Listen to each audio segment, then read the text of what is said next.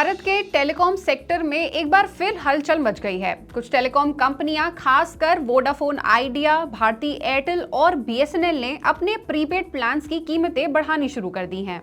कहीं वैलिडिटी कम हो रही है तो कहीं पैक्स महंगे हो रहे हैं। यानी अगर अब आप अपना मोबाइल रिचार्ज कराते हैं तो हो सकता है कि आपको पुराने पैक से महंगा रिचार्ज कराना पड़े और इसका सीधा असर आम आदमी यानी आपकी जेब पर पड़ने वाला है। लेकिन आखिर ये बढ़ोतरी क्यों की जा रही है? आज की इस वीडियो में हम इसी सवाल का जवाब जानने की कोशिश करेंगे। नमस्कार, मैं हूं सलोनी त्यागी और आप देख रहे हैं मनी 9। वोडाफोन आइडिया ने इस बार टैरिफ बढ़ाने की सबसे पहले पहल की है।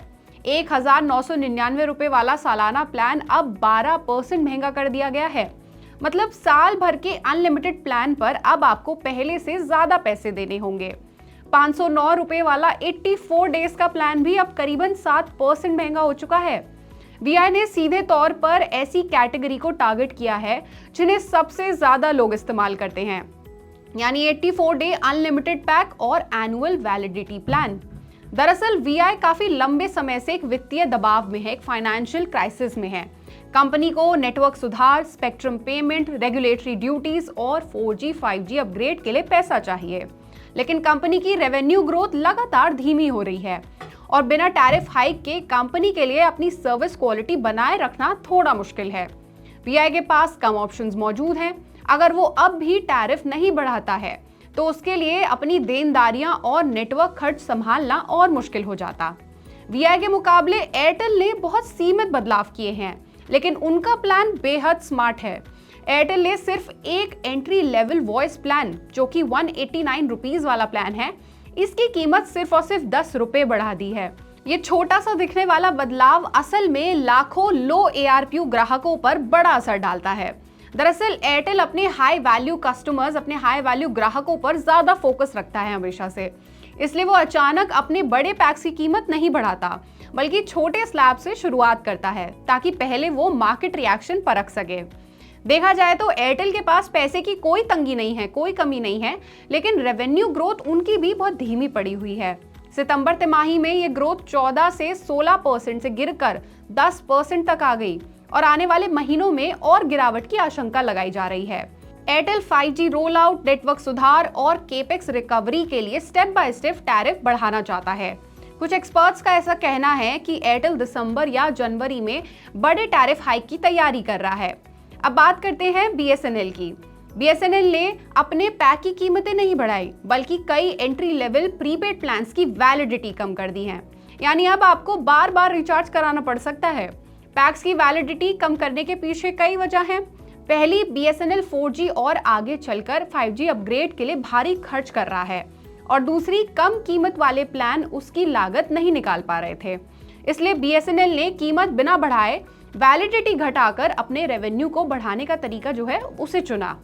इसका सबसे ज्यादा असर उन ग्राहकों पर पड़ेगा जो सस्ते, कम रेंज वाले यानी 100 से 150 के प्लान अक्सर लिया करते थे। हो सकता है कि अब उन्हें महीने में शायद 2 बार रिचार्ज करवाना पड़ जाए। अब सबसे बड़ा सवाल ये उठता है कि आखिर कंपनियों ने ये बदलाव किया क्यों, वो ऐसा कर क्यों रही हैं? सबसे बड़ी वजह है मुनाफा यानी प्रॉफिट मार्जिन बढ़ाना। टेलीकॉम सेक्टर की रेवेन्यू ग्रोथ धीमी हो चुकी है। इसके अलावा एक और बड़ी वजह जो सामने आ रही है वो है 5G और बाकी नई टेक्नोलॉजी और नेटवर्क अपडेट्स की लागत।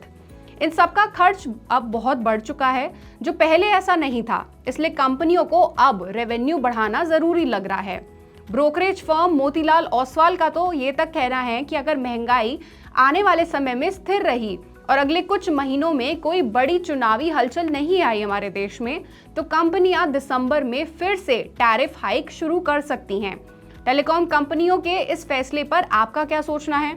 आपकी क्या राय है? हमें कमेंट सेक्शन में जरूर बताएं और ऐसी ही और खबरों और अपडेट्स के लिए जुड़े रहिए हमारे साथ और देखते रहिए मनी 9। ग्लोबल संकेतों के दम पर कैसे खुलेंगे हमारे बाजार? क्या कह रही हैं खबरें और ब्रोकरेज रिपोर्ट्स? किन शेयरों में बनेगा पैसा? बाजार खुलने के बाद क्या खरीदें, किन शेयरों को करें पोर्टफोलियो से बाहर? कैसा रहा बाजार का दिन भर का कारोबार?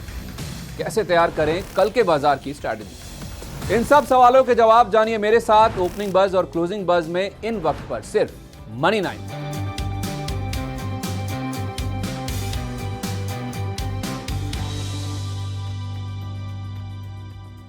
मनी 9 लाया है membership programme money 9 prime.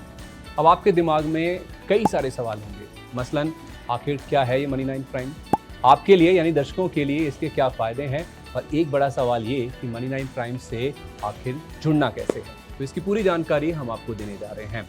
Money 9 prime में 3 प्लान होंगे, इकोनॉमी, स्टैंडर्ड और वीआईपी। तो फटाफट ज्वाइन कीजिए YouTube पर मनी 9 प्राइम। ज्वाइन करने के लिए मनी 9 के YouTube पेज पर जाइए, होम पेज पर मिलेगा ज्वाइन बटन, इसे क्लिक करें, अपनी पसंद का प्लान चुनें और बस हो गया, अब आप रहेंगे सबसे आगे।